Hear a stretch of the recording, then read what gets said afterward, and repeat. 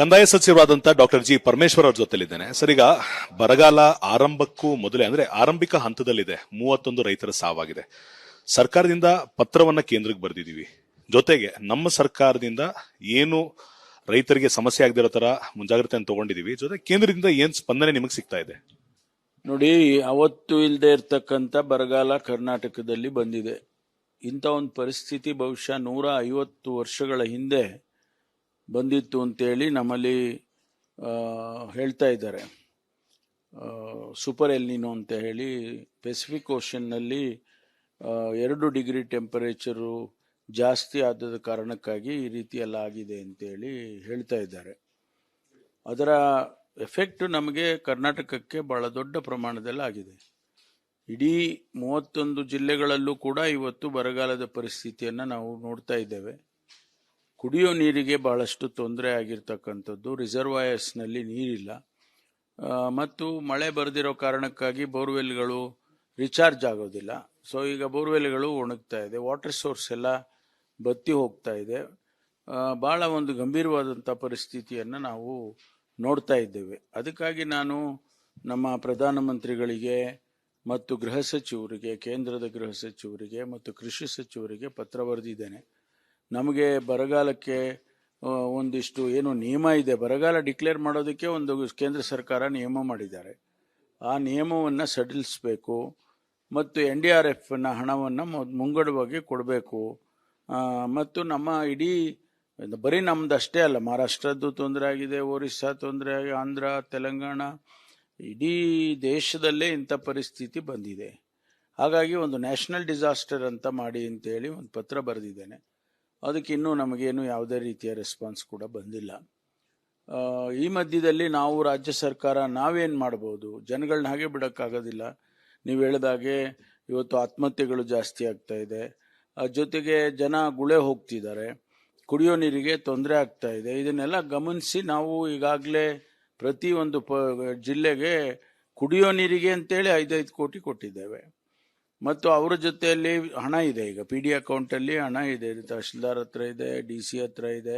ಸುಮಾರು 329 ಕೋಟಿ ರೂಪಾಯಿ ಹಣನ ಜಿಲ್ಲಾಧಿಕಾರಿಗಳ ಹತ್ರ ಇಟ್ಟಿದ್ದೇವೆ. ಸಂದರ್ಭ ಬಂದಾಗ ಅದನ್ನು ಉಪಯೋಗ ಮಾಡ್ಕೊಳ್ಳಿ ಅಂತ ಕೂಡ ಸೂಚನೆ ಮುಖ್ಯಮಂತ್ರಿಗಳು ಕೊಟ್ಟಿದ್ದಾರೆ, ನಾನು ಕೊಟ್ಟಿದ್ದೇನೆ.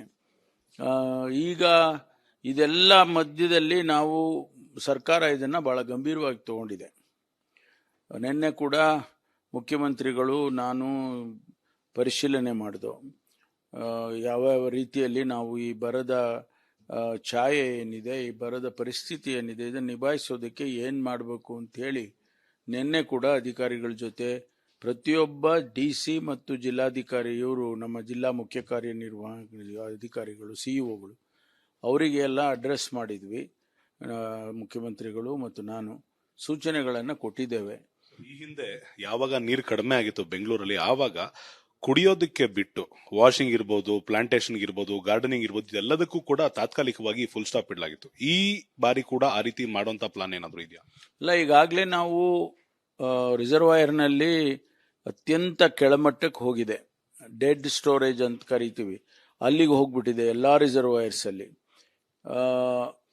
ಅವರಿಗೆ ನಾವು DC-ಗಳಿಗೆ ಸೂಚನೆ ಕೊಟ್ಟಿರೋದು, ಇರಿಗೇಷನ್ ಅಂದರೆ ಬೆಳೆಗಳಿಗೆ ನೀರನ್ನು ಉಪಯೋಗಿಸಬೇಡಿ, ಇದನ್ನು ಹಾಗೆ ಪ್ರಿಸರ್ವ್ ಮಾಡ್ಕೊಳ್ಳಿ ಕುಡಿಯೋ ನೀರಿಗೆ ಅಂತ ಹೇಳಿ ತಿಳಿಸಿದ್ದೇವೆ.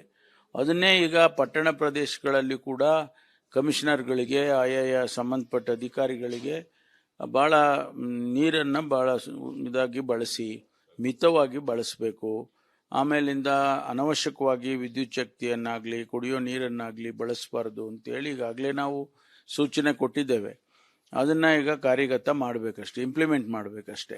ಏನಾದರೂ ನೀರನ್ನ ಪೋಲ್ ಮಾಡ್ತಿರೋರಿಗೆ ಪೆನಾಲ್ಟಿ ಹಾಕೋದು, ಫೈನ್ ಹಾಕುವಂತ ಪ್ಲಾನ್ ಈ ಸದ್ಯದ ಮಟ್ಟಿಗೆ, ಯಾಕಂದ್ರೆ ಡೆಡ್ ಸ್ಟೋರೇಜ್ ಬಂದ್ಬಿಟ್ಟಿದೀವಿ ಅಂದಾಗ, ಈಗ ಉಳಿಸ್ಕೊಂಡ್ರೆ ಮಾತ್ರ ಬದುಕುವಂತ ಪರಿಸ್ಥಿತಿ ಇದೆ ಅಂದಾಗ, ವಾಷಿಂಗ್ ಸೆಂಟರ್ಗಳಲ್ಲಿ ಬೇರೆ ಬೇರೆ ರೀತಿ ಬಳಸ್ತಾ ಇರ್ತಾರೆ ನೀರನ್ನ, ಅದಕ್ಕೆ ಕಡಿವಾಣ ಹಾಕೋದಕ್ಕೆ ಪೆನಾಲ್ಟಿ ಏನಾದ್ರು ಇರುತ್ತಾ ಸರ್? ಪೆನಾಲ್ಟಿ ಬಗ್ಗೆ ನಾವೇನು ಯೋಚನೆ ಮಾಡಿಲ್ಲ ಸದ್ಯಕ್ಕೆ. ವಾಲಂಟಿಯರ್ ಆಗಿ ಮಾಡಬೇಕು. ಎಲ್ಲರಿಗೂ ಕೂಡ ಈಗ ನೀರಿಂದು ಎಲ್ಲರಿಗೂ ಗೊತ್ತಿದೆ, ವಿದ್ಯುತ್ ಶಕ್ತಿ ಇದೆ ಎಲ್ಲರಿಗೂ ಗೊತ್ತಿದೆ. ಹಾಗಾಗಿ ವಾಲಂಟಿಯರ್ ಆಗಿ ಅವರೇ ಮಾಡಬೇಕು. ಮುಂದೆ ನೋಡೋಣ. ಈಗ ಸದ್ಯಕ್ಕಂತೂ ನಾವು ಯಾವ ಪೆನಾಲ್ಟಿ ಬಗ್ಗೆ ಯೋಚನೆ ಮಾಡಿಲ್ಲ. 2 ಸಣ್ಣ ಪ್ರಶ್ನೆಗಳು ಸರ್. ಜೈನರ ಉದ್ಯಾನ, ನಾಡಗೀತೆಯಲ್ಲಿ ಜೈನರ ಉದ್ಯಾನ ಅನ್ನೋ ಪದದ ಜೊತೆಗೆ ಜೈನ ಬೌದ್ಧರ ಉದ್ಯಾನ ಅಂತ ಮಾಡಬೇಕು ಅಂತ ಈಗ ಪ್ರಸ್ತುತ ಒಂದು ಮನವಿ ಬಂದಿದೆ. ಅದನ್ನ ಯಾವ ತರ ಸರ್ಕಾರ ನೋಡುತ್ತೆ? ಇಲ್ಲ, ಅದನ್ನೆಲ್ಲ ಈಗ ಸಾಹಿತಿಗಳು ಮತ್ತು ಸಂಬಂಧಪಟ್ಟಂತ ಜನ ಏನು ಅದಕ್ಕೆ ಆದಂತ ಜನ ಇದ್ದಾರೆ, ಅದೇ ಒಂದು ವರ್ಗ, ಅದು ಅವರು ಏನು ಅಭಿಪ್ರಾಯ ಕೊಡ್ತಾರೋ ಅದ್ರ ಮೇಲೆ ಸರ್ಕಾರ ತೀರ್ಮಾನ ಮಾಡುತ್ತೆ. ನಾವು ಮಾಡಕ್ ಹೋಗೋದಿಲ್ಲ.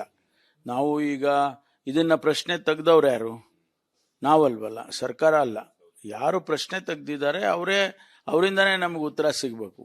ಅದಕ್ಕಾಗಿ ಅವರ ಅಭಿಪ್ರಾಯಗಳಿಗೆ ಕಾಯ್ತೀವಿ ನಾವು, ಆಮೇಲೆ ನೋಡೋಣಂತೆ. ಕಲೆ ಸಂಸ್ಕೃತಿಗೆ ನೀವು ಬೆಲೆ ಕೊಡ್ತಿರೋದ್ರಿಂದ ಸರ್, ಅಂದ್ರೆ ಒಂದೊಂದೇ ಪದ ಸೇರ್ಪಡೆ ಆಗ್ತಾ ಹೋದಾಗ ಕವಿಯ ಮೂಲ ಕೃತಿಗೆಲ್ಲೋ ಧಕ್ಕೆ ಬರುತ್ತೆ ಅಂತ ಅನ್ಸುತ್ತಾ?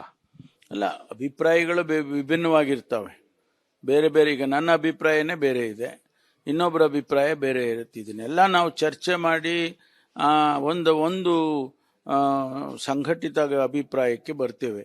ಅದು ಕಾಯ್ಬೇಕು ನಾವು. ಅಲ್ಲಿ ಪ್ರಶ್ನೆ ಸರ್, ಸಂಪುಟ ಇನ್ನ ಪೂರ್ಣ ಪ್ರಮಾಣದಲ್ಲಿ ಫಿಲ್ ಆಗಿಲ್ಲ. ಇದೇ ಸಂದರ್ಭದಲ್ಲಿ ಬರಗಾಲ ಬರ್ತಾ ಇದೆ. ವಿಪಕ್ಷಗಳಿಗೆ ಆಡಳಿತ ಪಕ್ಷ ಆಹಾರ ಆಗ್ತಾ ಇದೆ. ಯಾಕಂದ್ರೆ ಸಂಪುಟದಲ್ಲಿ ಸಚಿವರಿಲ್ಲ, ಹೈಕಮಾಂಡ್ ಮತ್ತೆ ರಾಜ್ಯದ ನಡುವೆ ಹಗ್ಗ ಜಗ್ಗಾಟ ನಡೀತಾ ಇದೆ ಅನ್ನೋ ರೀತಿ ಬಿಂಬಿಸ್ತಾ ಇದ್ದಾರೆ. ನೋಡಿ, 14 ಜನ ಸಚಿವರಿದ್ದಾರೆ, ಅವರೆಲ್ಲರೂ ಕೆಲಸ ಮಾಡ್ತಾ ಇದ್ದಾರೆ. ಸಚಿವರಿಲ್ಲ ಅಂದ್ಬಿಟ್ರೆ ಏನರ್ಥ? ಮುಖ್ಯಮಂತ್ರಿಗಳಿಲ್ವಾ? ಸಚಿವರುಗಳು 14 ಜನ ಇಲ್ವಾ?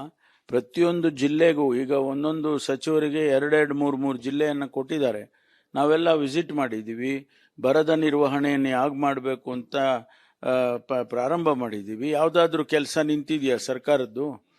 ನಿಜ, ಮಂತ್ರಿಗಳಾಗಬೇಕು. ಅದನ್ನು ಸಂದರ್ಭಾನುಸಾರವಾಗಿ ನಮ್ಮ ಹೈಕಮಾಂಡ್ನವ್ರ ಜೊತೆ ಸೇರಿಕೊಂಡು ಮುಖ್ಯಮಂತ್ರಿಗಳು, ಅಧ್ಯಕ್ಷರು, ಪಕ್ಷದ ಅಧ್ಯಕ್ಷರು ಚರ್ಚೆ ಮಾಡಿ ಮಾಡ್ತಾರೆ. ನೀವು ಹೋಗ್ತೀರಾ ಸರ್ ಡೆಲ್ಲಿಗೆ? ನನಗೆ ಆಹ್ವಾನ ಬಂದ್ರೆ ಹೋಗ್ತೀನಿ. ಇನ್ನೊಂದ್ ಕಡೆ ಪರಮೇಶ್ವರ್ ಸರ್ ಒಂಚೂರು ದೂರ ಉಳ್ಕೊಂಡ್ಬಿಟ್ರ ಡೆಲ್ಲಿಗೆ ಹೋಗೋದ್ರಿಂದ. ಇಲ್ಲ, ಆ ರೀತಿ ಏನಿಲ್ವಲ್ಲ. ಯಾವಾಗ ನಮಗೆ ಹೈಕಮಾಂಡ್ನವ್ರಿಗೆ ಗೊತ್ತಿದೆ ಯಾವಾಗ ಯಾರನ್ನ ಕರಿಬೇಕು, ಏನ್ ಚರ್ಚೆ ಮಾಡಬೇಕು ಅಂತ ಅವ್ರಿಗೆ ಗೊತ್ತಿದೆ. ಆ ಸಂದರ್ಭದಲ್ಲಿ ನಮ್ಮನ್ನು ಕರೆದಾಗ ಹೋಗ್ತೀವಿ ನಾವು. ಇಷ್ಟಾಗಿತ್ತು ಕಂದಾಯ ಸಚಿವ ಹಾಗೂ ಡಿಸಿಎಂ ಆದಂತ ಡಾಕ್ಟರ್ ಜಿ ಪರಮೇಶ್ವರ್ ಅವರ ಮಾತು. ಕ್ಯಾಮರಾ ಪರ್ಸನ್ ಮಂಜುನಾಥ್ ಜೊತೆ ಅಭಿಷೇಕ್ ವಿವಿ, ರಿಪಬ್ಲಿಕ್ ಕನ್ನಡ, ಬೆಂಗಳೂರು.